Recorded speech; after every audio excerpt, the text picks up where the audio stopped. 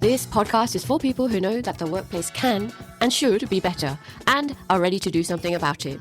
You will learn practical ways to change organizational cultures and human behavior without buzzwords, without box ticking, without performative leadership. I am the boss of Prina Shah Consulting, working with executives, leaders, and teams to create work cultures and environments that actually work for people. I am Prina Shah. I specialize in organizational culture change and human behavior change. I am all about making work better with people who give a damn. So if you think I can help, contact me via LinkedIn. I am here to help you to find decent ways to change the workplace. Let's do this. Hello and welcome to this solo episode of the Ways to Change Your Workplace podcast with me, your host, Prina Shah. And today I want to talk to you about something which is very much on my mind and on many people's mind at the moment, because many a person has had a conversation about it with me. And it is about the loneliness that we don't usually talk about. Why so many people feel lonely at work. So today, we're exploring a topic that is rarely discussed openly and yet quietly affects almost every workplace in the world. It's loneliness. Not the loneliness that we often picture when someone is physically isolated or living alone. I'm talking about the kind of loneliness that can exist in the middle of a busy office, inside a packed boardroom, during a Zoom meeting, or even while sitting alongside colleagues that you've worked with for years. Because loneliness isn't about the number of people around us.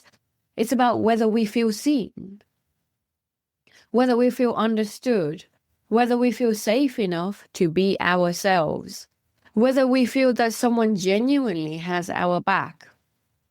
So the idea for today's episode came from a leadership workshop that I facilitated recently. I was working with the executive team of a brilliant organization, which spent the morning discussing strategy, organizational performance, and the usual kind of leadership challenges. Then I asked a simple question. What is something about leadership that people outside of this room do not understand? There was a long pause. Finally, the director looked around the room and quietly said, I have never said this out loud before, but I feel incredibly lonely sitting at the executive table. The room became silent. Not an awkward silence, a meaningful silence. You could almost see people thinking, I thought that I was the only one. One by one, other executives began sharing similar experiences. They talked about making difficult decisions alone, about carrying responsibility they couldn't discuss with their teams, about protecting everyone else's well-being whilst quietly neglecting their own, about feeling surrounded by people, but feeling disconnected from all of them. What struck me most wasn't the loneliness itself, it was how surprised everyone seemed to discover that everyone else felt exactly the same way. That conversation reminded me that workplace loneliness does not discriminate. It affects chief executives, it affects graduates, it affects project managers, teachers, nurses, engineers, consultants, business owners, frontline workers. And chances are, at some point, it has affected you too. So today I'd like us to explore why loneliness has become one of the hidden challenges of modern work, what the research tells us, and perhaps most importantly, what we can do about it. Loneliness is not about being alone. When most people hear the word loneliness, they immediately think about isolation. But researchers have shown us that loneliness is something very different. Former United States Surgeon General Dr Vivek Murthy has described loneliness as one of the defining public health challenges of our time. In his work in Together, and later in his advisory on the epidemic of loneliness and isolation, he explains that loneliness is not only the absence of people, it is the gap between the social connection that we need and the connection that we actually experience. So loneliness is the gap between the social connection that we need and the connection that we actually experience. He also has a brilliant podcast that I highly recommend that you listen to. It's all about loneliness, or it used to be. He's changed the topic of it now. But the distinction of the gap between the social connection that we need and the connection that we actually experience, that distinction is incredibly important. You can work in a crowded office with hundreds of colleagues and still feel profoundly lonely. I certainly did in a couple of my jobs in my corporate days. Equally, someone working remotely from home may feel deeply connected if they have meaningful relationships with their team. It actually isn't proximity that matters, it's connection. Work has changed dramatically over the last 20 years. Technology has made us faster. Calendars are fuller. Meetings are shorter. Or sometimes longer. Instant messages arrive all freaking day. We communicate constantly. Yet many people have never felt more disconnected. Somehow, we've become incredibly good at exchanging information while becoming less skilled at building relationships. We confuse communication with connection. They're not the same thing.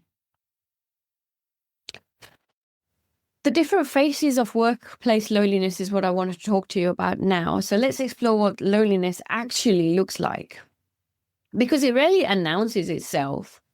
It hides behind competence. Loneliness hides behind confidence. Sometimes loneliness even hides behind success. Imagine the executive. Every day they make decisions affecting hundreds of people, sometimes thousands. They know information that they cannot share. They carry the responsibility that they cannot delegate. If they admit uncertainty, will people lose confidence? If they share their fears, who is supporting them? Leadership often becomes emotionally isolating, especially the higher you go up the ladder.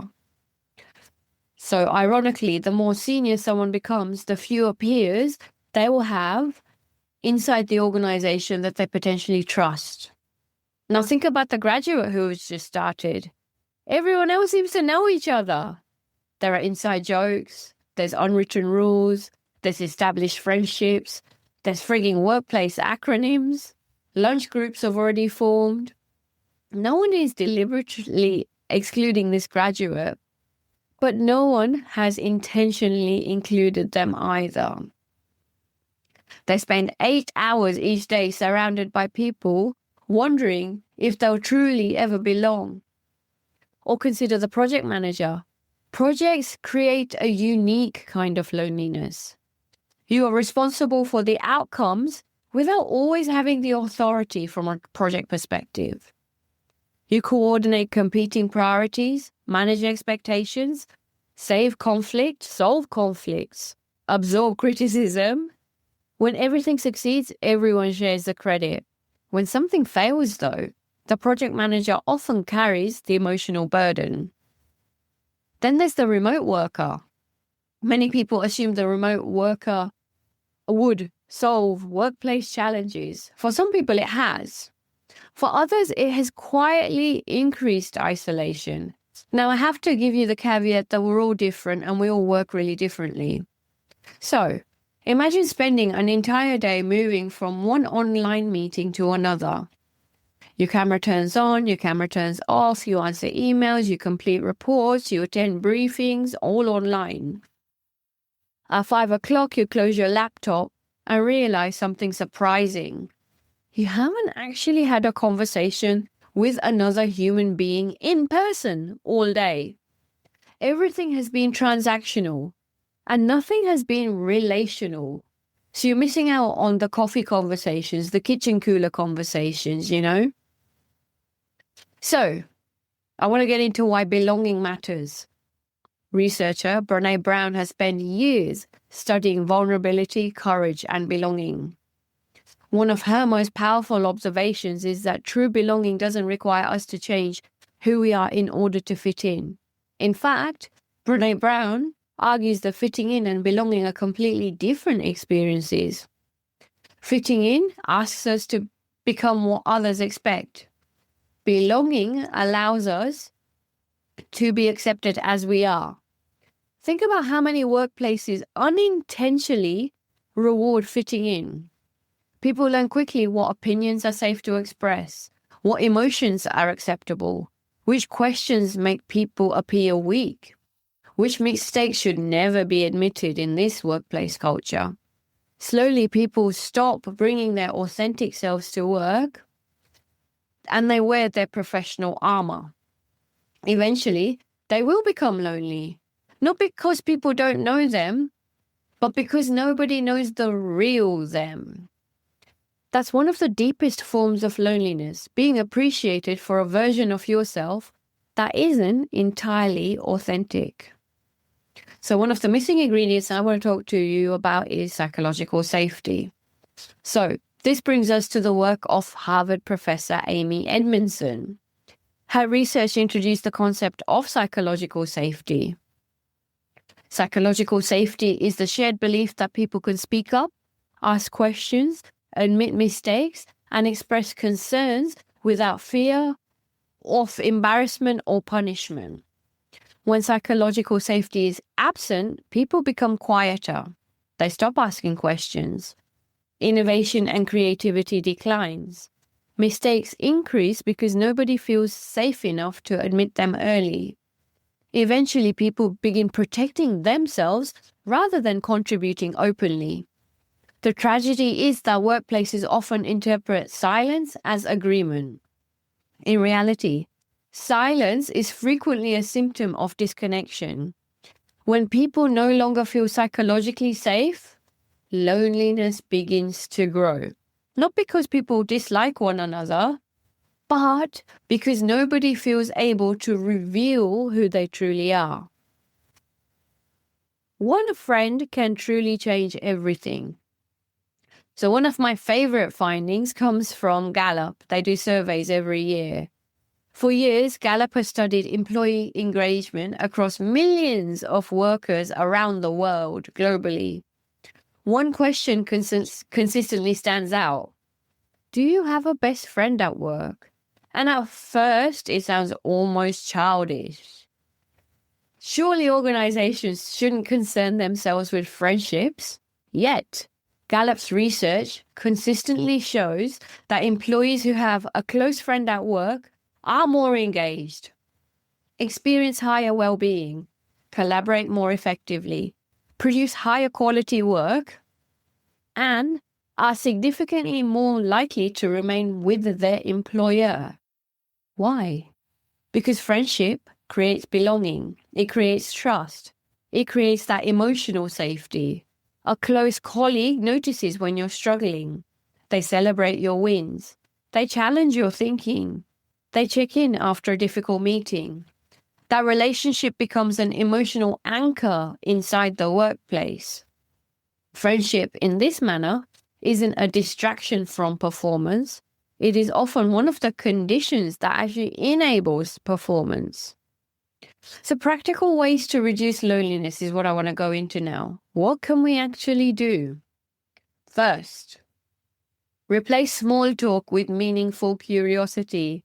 I don't know about you, but small talk kills me. It's so dull and boring and just sucks the energy out of me, and just it's a waste of time.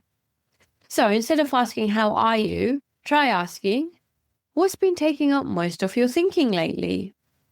The quality of your questions determines the quality of your relationships. Now, as a coach, I have completely found that. As a podcaster, I have really found that when I'm interviewing somebody else. So let me read that again. The quality of our questions determines the quality of our relationships. It's truly the way you connect with someone else. Second, leaders need to model vulnerability, not dramatic vulnerability, not oversharing, but simply admitting, I'm still working through this, or I'd value your perspective or your advice on this thing. When leaders stop pretending to be invincible, everyone else receives permission to be human too. Third, protect informal connection. The 5 minutes before a meeting, walking to get a coffee, checking in after a presentation. These moments often build more trust than formal team building events do. Fourth, intentionally notice the quiet people. Every workplace has them. Not everyone who is quiet lacks confidence per se. Sometimes they've simply concluded that their voice doesn't matter. Invite them in gently. Fifth, build relationships beyond your immediate team. Create peer networks, find mentors, join professional communities. Sometimes the people who understand us the best do not work beside us. Finally, ask yourself one question every Friday afternoon. Who did I genuinely connect with this week? If the answer is nobody, then perhaps next week deserves a different approach. I often think back to that leadership workshop that I talked to you about at the beginning. Not because of the fact that the director admitted that he was lonely, but because of what happened next. Once one person spoke honestly, everyone else realized that they weren't alone. Nothing about their workload changed that day. Their strategy didn't change. The budget didn't change. The organizational chart didn't change. What changed was connection. People stopped performing leadership and started practicing humanity. Perhaps that's a lesson for all of us. Loneliness is not solved by adding more meetings or more technology or more collaboration software. It is solved one genuine conversation at a time, one courageous question at a time, one act of empathy at a time, one moment of vulnerability at a time, one decision to truly listen to. The opposite of loneliness isn't simply being surrounded by people. The opposite of loneliness is belonging. It's knowing when you walk into work that someone notices that you're there, someone values your contribution, someone cares enough to ask how you're really doing. If each of us committed to creating just one moment of genuine connection every day, imagine how different our workplaces would become. Imagine how different how our leadership could become. And perhaps most importantly, imagine how people would quietly go home feeling just a little less alone. Thank you for spending time with me today. If this conversation resonated with you, I'd encourage you to share it with a colleague, your leadership team, or someone who might need to hear that they are not alone. Until the next time, remember this. The greatest gift that we can offer each other at work isn't perfection. It is presence. Take care. Over and out for me, and I will see you in the next episode. All details about this episode are in the show notes. If you like this episode, I'd like you to take a moment and think about at least 2 people who might enjoy it. And please share the episode details with them too. Also, don't forget to connect with me on LinkedIn and on Instagram. I am Prina Shah. See you there too.